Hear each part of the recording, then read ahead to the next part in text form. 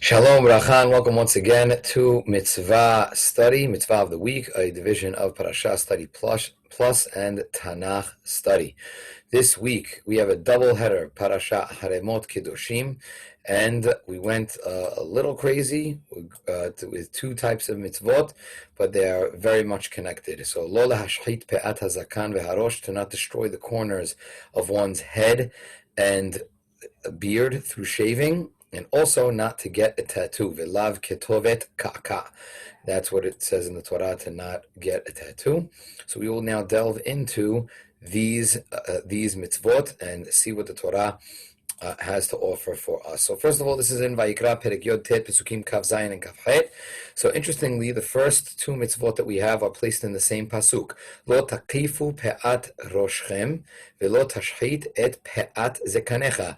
You shouldn't, what's takif? The takif means round off the sides of your head, which are the pe'ot, that's the corners, or to destroy the tashchit, to destroy the corners of your beard. We're going to have to delve into what each one of these means. And then right after that, the very next pasuk, we see the isur of ketovet ka'aka, which is getting a tattoo. Veseret lanefesh lo titenu b'bsarchem.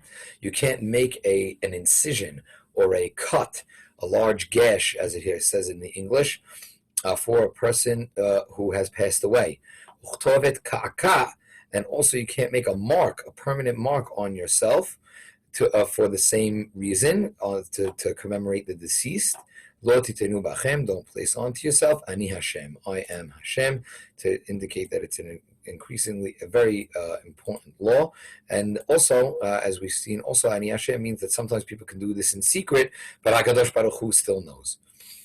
So as we move on, Masechet Makot on Daf Kaf Amud Aleph in the Mishnah comes and explains both of these. We're going to try to juggle these mitzvot simultaneously. And we're going to start with the corners of the head and the corners of the beard. Here the Mishnah says, HaKoreach korha berosho. If a person creates a bald spot on his head, v'hamekif pe'at harosh, but he destroys all of the edges of the head, of the hair on the head, and also v'hamashchit pe'at zekano, and destroys also the edges, the corners of his beard, v'hasoret sirita achat alamet, and he also cuts in on the dead body. Again, the Mishnah quoting our Pesukim almost verbatim in terms of the order. In that case, hayav. The person is going to be hayav, and it has a ma'aseh, lo ta'aseh is going to be hayav.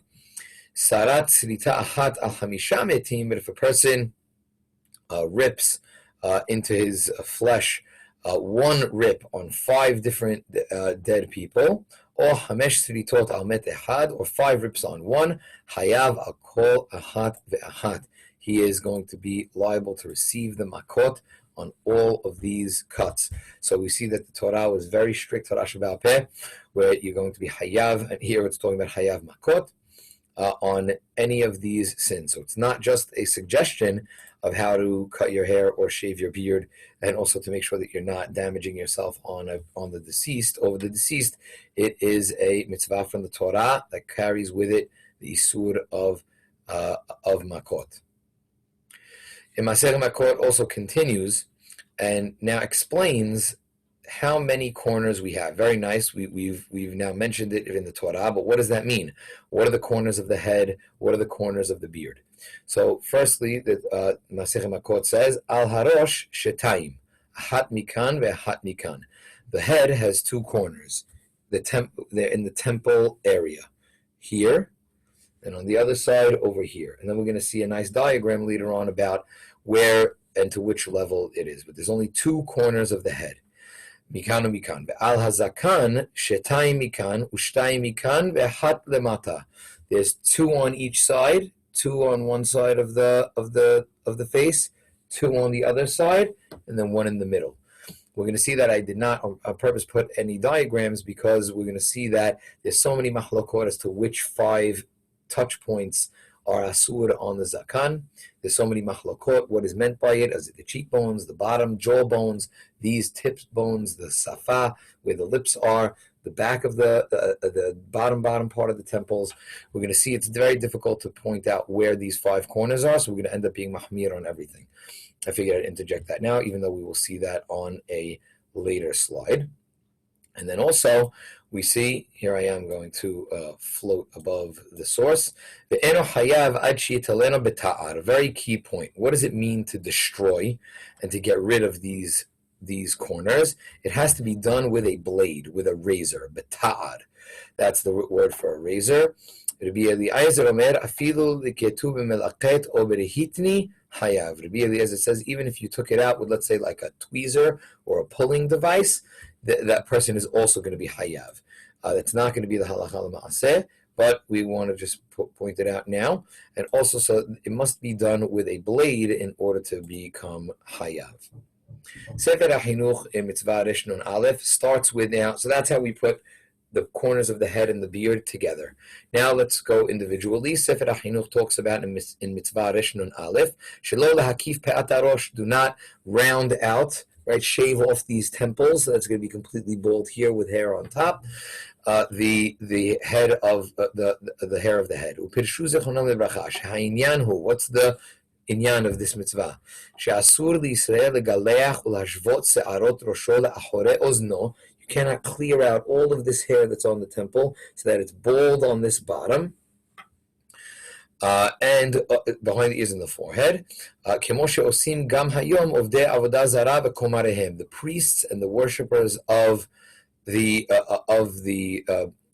idols, they used to have that very distinct type of haircut where they'd get rid of that hair around, almost like as a ring, and leave that hair on the top.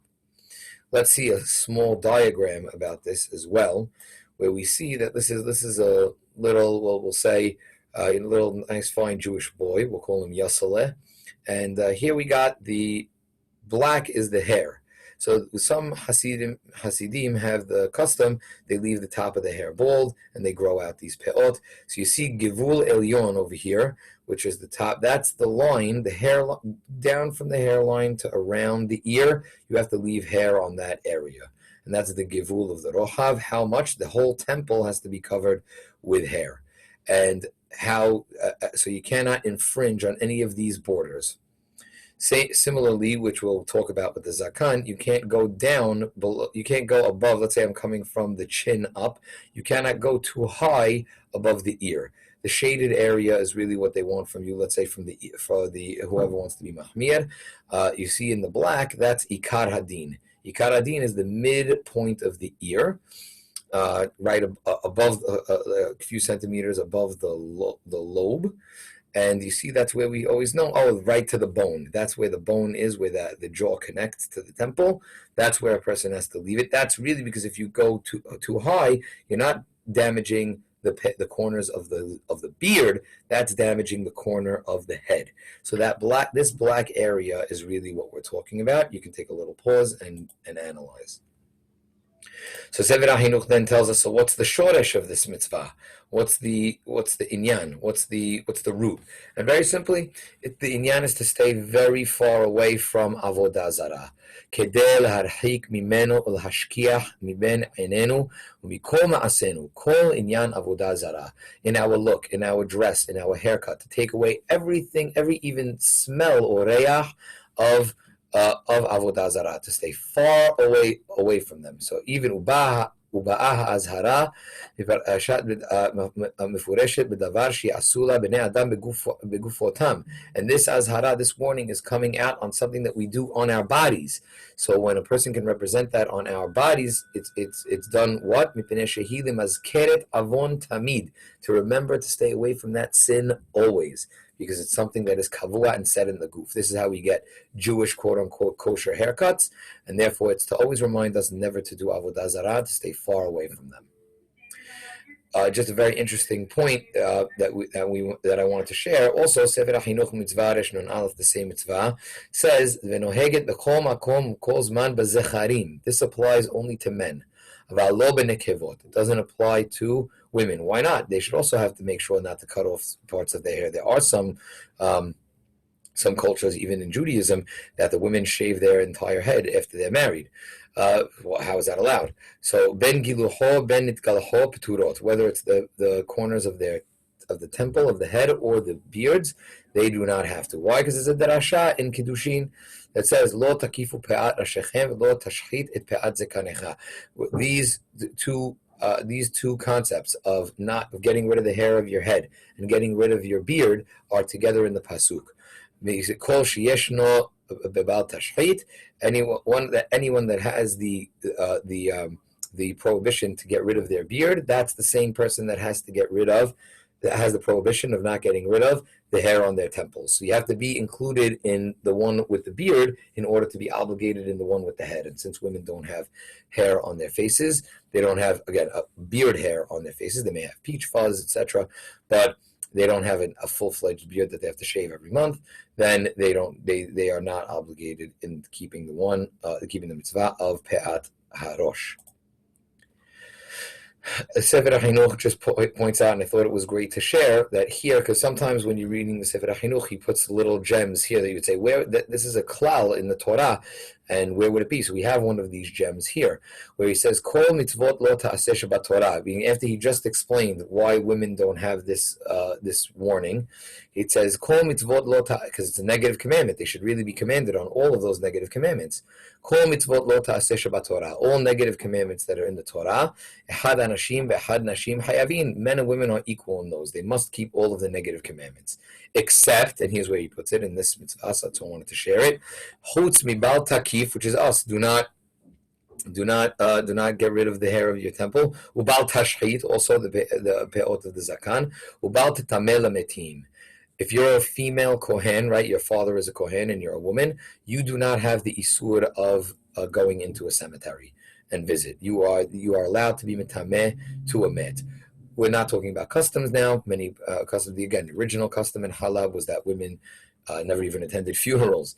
But again, this is just from the Ikar Adin, so I'm not talking about the custom. A woman who is a kohen, whose father is a kohen, is allowed to touch a dead body or visit a cemetery, not even to bury their father, God forbid, but just to go in general.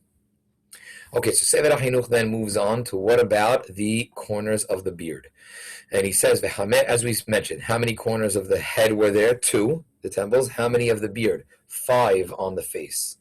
So let's see what Sefer HaChinuch has to say about that. Hamesh peot yesh bezakan. There are 5 on the beard.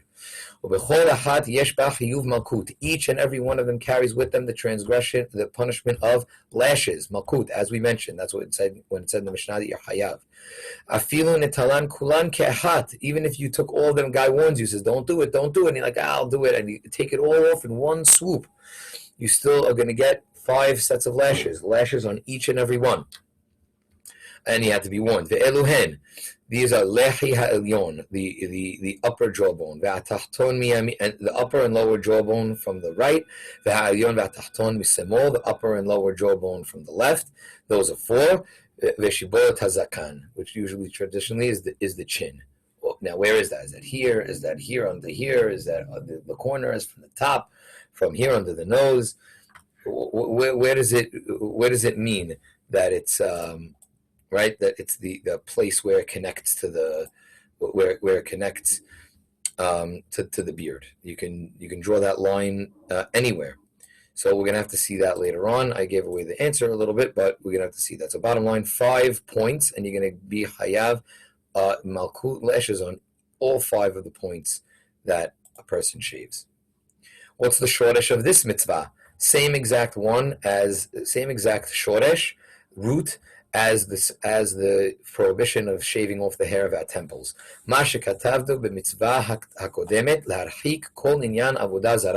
This is also to distance us from all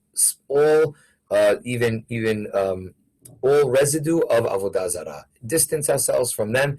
It was also the minhag of komare avodah zarah. It was also their custom to destroy all the hairs on their beard, and almost specifically in these corners as well, and almost look patchy was also one of them. Look at the Gemara in Masechet Ta'anit, which also talks about a kereach. Some people, even on the head, they would do like little spots, like leopard spots of bald and then hair.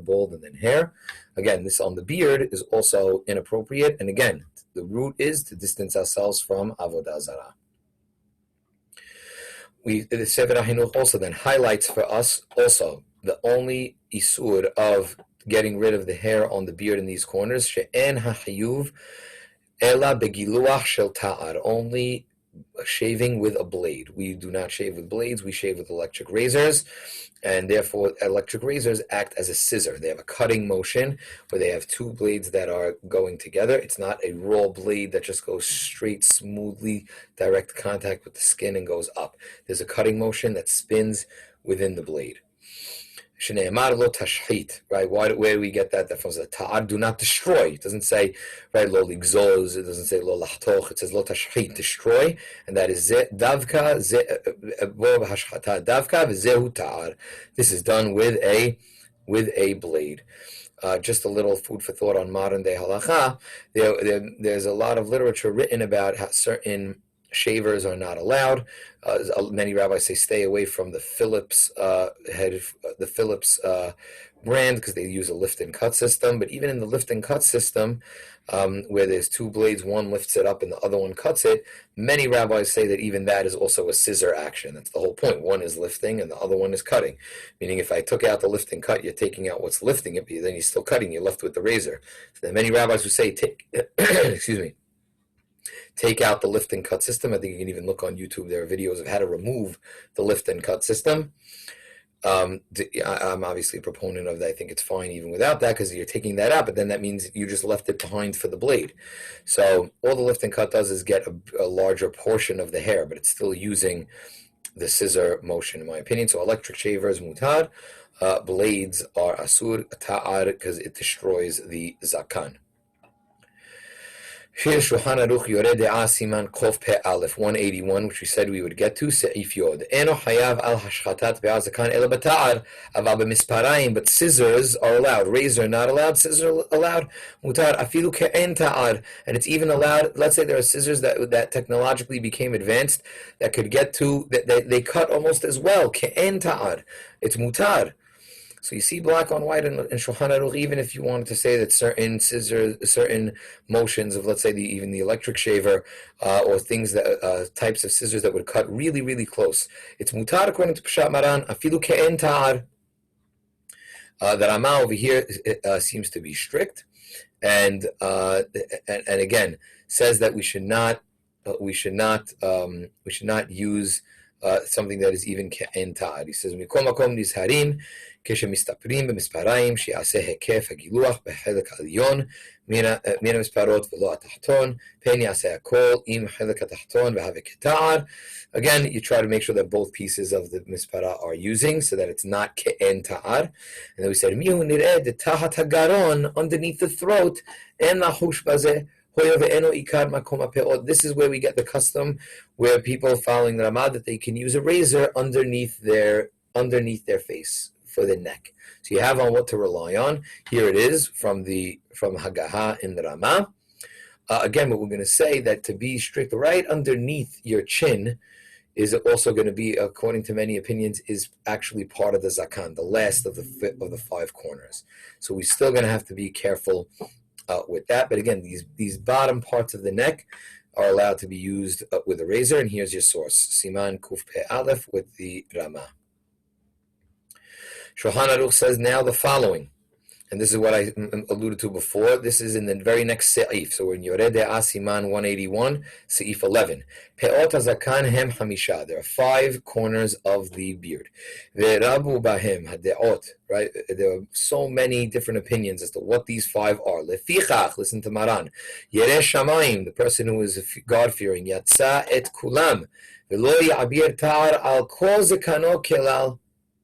And even puts it over here, even underneath the throat. If a person wants to really, there's so many opinions, and as we mentioned, even one that is underneath the throat in the neck area. Shulchan Aruch is saying, Yereh Shamayim should distance themselves and never have a razor touch their face. I encourage us to follow this. Again, there's some people come to me, Rabbi, my neck, crazy, I can't. In those cases, I tell them to tread lightly. I show them this inyan, but you definitely have what to rely on with the Ramah. But again, Shulchan Aruch, because of this mahloket, is very, very, very careful and tells us not to put a razor on our necks, anywhere on our face, and even tachat hagaron, which could be the neck. Now, we are on our final mitzvah, that we're covering, which is the love to not get a tattoo. Shelon ichtov b'bsarenu ketovet ka'akat, to not engrave literally into our bodies a tattoo. Now it comes from the same exact, these mitzvot are said in the same breath, same as the getting rid of the hair on our heads and also on our beards, to stay away from avodah zarah. V'ha'inyan, hu kemo she'osin hayom yishma'alim do it nowadays, shekotavim b'bsaram, ktav mechukev v'takua, she'eno nimhak le'olam. The key thing is that it's erased totally. And that it will never be erased totally. So there's a process for this. I'm only going to be hayav a tattoo if I do the following. Ve'en ha'hayuv ela b'ktav hakuk v'rashum b'dior. It has to be engraved and it has to be filled with ink. Or b'khol, a type of blue dye. Or b'sha'ar tziv'onim haroshmim. Anything that actually is roshem. What does roshem means? It marks, and it marks forever. So you're not hayav unless you actually make an indentation in the skin and insert into that indentation ink. So the way that a tattoo machine works is they have the needle. The needle punctures into your skin and then fills the ink, or the color is filling that hole that was just made into your body. That's why it stays. It penetrates deep into the skin, right through the dermis, the epidermis, through all of the layers. And I don't know, I shouldn't say all the layers, but I know most of the layers, and it puts the ink inside. That's why it never goes away. Aval lo asa, the underline on the bottom of the slide. Aval lo asa sirita b'bsaro eno hayav. If you don't actually make a cut inside, then you're not hayav. Ad sheyechtov v'ka'keya b'dio. You have to write in and break the skin, make the incision and the indentation, and then fill it with the dio, or with the color and anything that is roshem.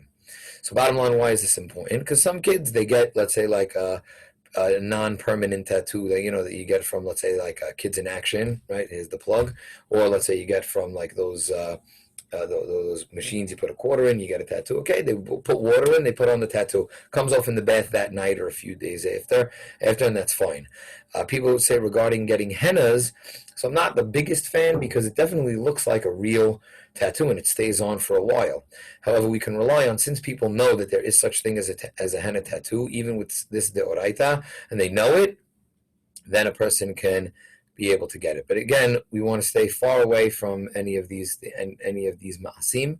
And again, we're not copying the goyim, and we're trying to make sure that we're staying far away from avodah zarah. That's what I just said. That's really me'ikar adin, again, in my opinion. Here's what I just said in that slide in English, just in case you want to pause and take a look. I'll also float myself up so that you can see the bottom.